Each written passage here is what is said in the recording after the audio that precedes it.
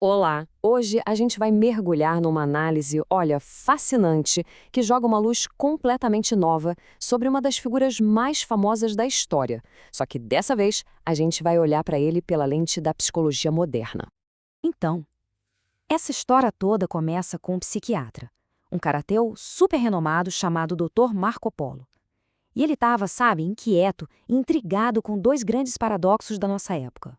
A primeira coisa que não saía da cabeça dele era: peraí, a gente vive numa era com uma indústria gigantesca de entretenimento, de prazer, nunca se teve tanto acesso a isso, então por quê? Por que nós somos a geração mais triste da história? E a segunda pergunta era tão perturbadora quanto: com todos os avanços da medicina, da psicologia, com tudo que a gente sabe sobre a mente humana, por que parece que a nossa sociedade está cada vez mais doente emocionalmente? Não faz muito sentido, né? Bom, essas duas perguntas levaram ele para um caminho, olha, bem radical. Ele decidiu investigar a mente de Jesus. Mas atenção, deixando de lado qualquer dogma, qualquer religião. A ideia era analisar aquela mente de um ponto de vista puramente científico, como um objeto de estudo mesmo. E o mais interessante dessa análise toda é que ela meio que reformula essa figura histórica. Ela apresenta Jesus não como uma figura religiosa, mas como um carpinteiro da emoção, um verdadeiro gestor da mente. Então, a gente tem aqui um contraste muito claro, né? De um lado, a visão tradicional, religiosa, que todo mundo conhece.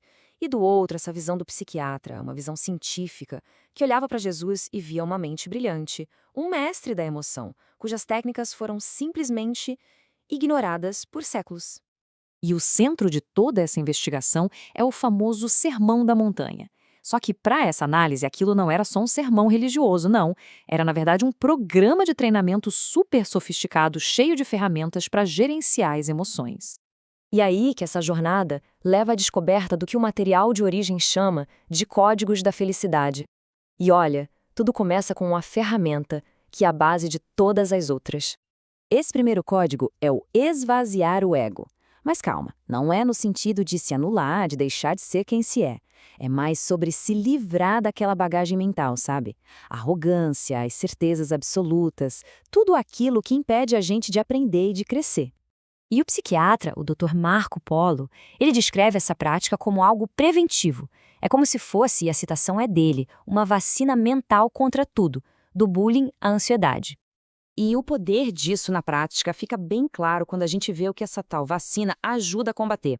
Coisas como vingança, ciúme, até mesmo bullying, ideologias radicais, discriminação. Tudo isso, no fundo, nasce de um ego muito inflado, de uma identidade muito rígida. E o mais curioso é pensar que essa ferramenta, que foi proposta há milênios, acaba sendo uma solução super eficaz para um problema que virou uma verdadeira epidemia hoje em dia.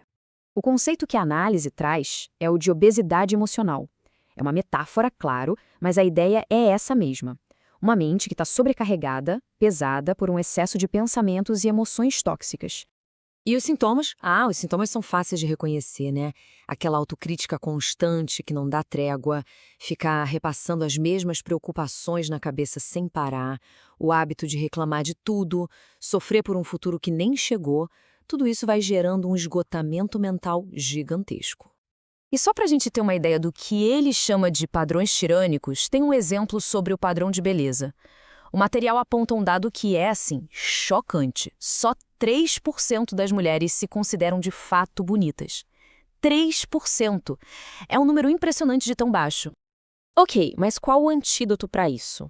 A análise apresenta uma ferramenta prática. A técnica DCD é um exercício mental de 3 passos para a gente retomar o controle. Primeiro passo, duvidar. Duvidar de tudo que nos aprisiona. O medo, a autocrítica. Segundo passo, criticar. Desafiar mesmo cada pensamento negativo, cada emoção tóxica. E o terceiro, determinar. Escolher, de forma ativa, ser o autor da própria história, ter uma mente livre. E tudo isso nos leva para a ideia que é o coração de toda essa análise. A gente não está falando de uma crença passiva, de simplesmente acreditar em algo. A gente está falando de treinamento mental ativo, contínuo. Então, a grande lição aqui é uma mudança de perspectiva muito poderosa.